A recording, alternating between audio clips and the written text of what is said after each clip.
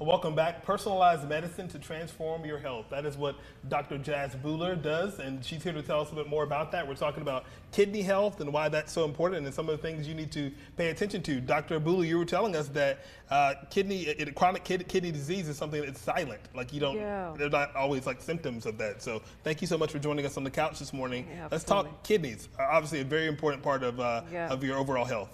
It is. So the first thing is why kidneys are important is because they really affect the lifespan. As we lose the kidney function, especially under 60% of kidney function, our risk of coronary artery disease, which causes heart attacks, doubles. And when it's beyond stage 4, which is even lower kidney function, less than 30%, it quadruples, even goes up to 5 times. And that is something that is not talked about so much. So a lot of our care is focused on making sure we are addressing an overall cardiovascular health for our patients who have kidney problems. Yeah. Because let's go even more basic. Like, what all do the kidneys do? What are they responsible for in our body? Yeah. So I think one thing that most people know of is that kidney filter out waste. So that definitely is one of the main functions. To filter out waste, get rid of excessive water that builds up.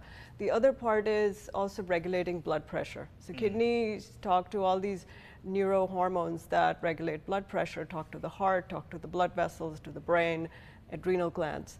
And kidneys also regulate vitamin D. They also activate vitamin D, so it keeps our bones healthy. They also stimulate bone marrow, keep our blood counts normal.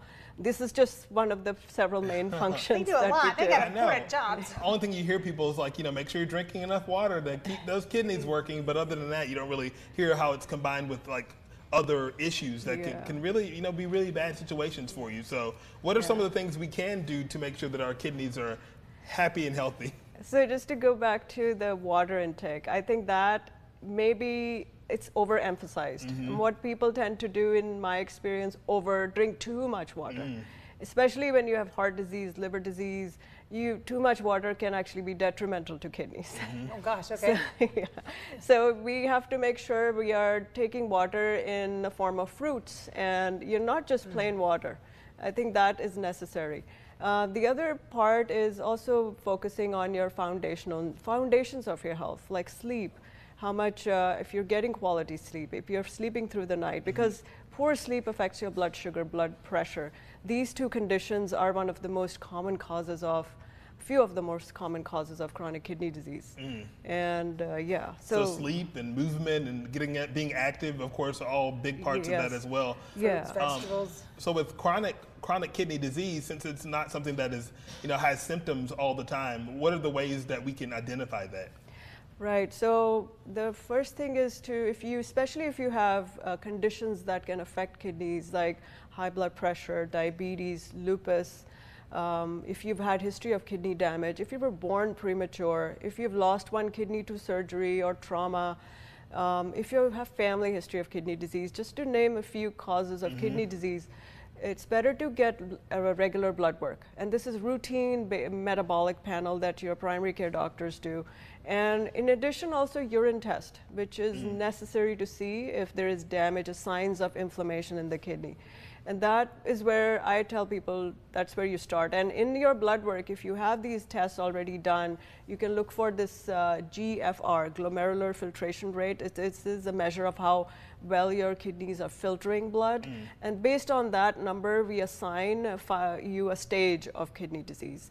So if somebody has, 90%, 90 GFR, which is close, our normal GFR is 120. So 90 to 120 is stage 1. It's very mild kidney dysfunction. Do we see a kidney doctor? Depends. If you have lupus, you have inflammation, but your kidney function improves in between lupus flares, you still need a kidney doctor. You still need to do everything to protect your kidneys. It's so interesting. Yeah. Do we need a referral to come talk to you? Like, would our doctor be like, you need to go talk to Dr. Jazz because your numbers are a little out of whack? I think I don't need a referral. Okay. Yeah, a lot of people come to me through word of mouth, and because I'm also an internist, I'm also so I could see anybody for that matter. Well, the information is right there on your screen. We'll be sure to put it at our website, yourcarolina.tv. Dr. Buhler, thank you so much for coming on and educating us on this very important topic. We appreciate it. Yes, thank you, Dr. Buhler.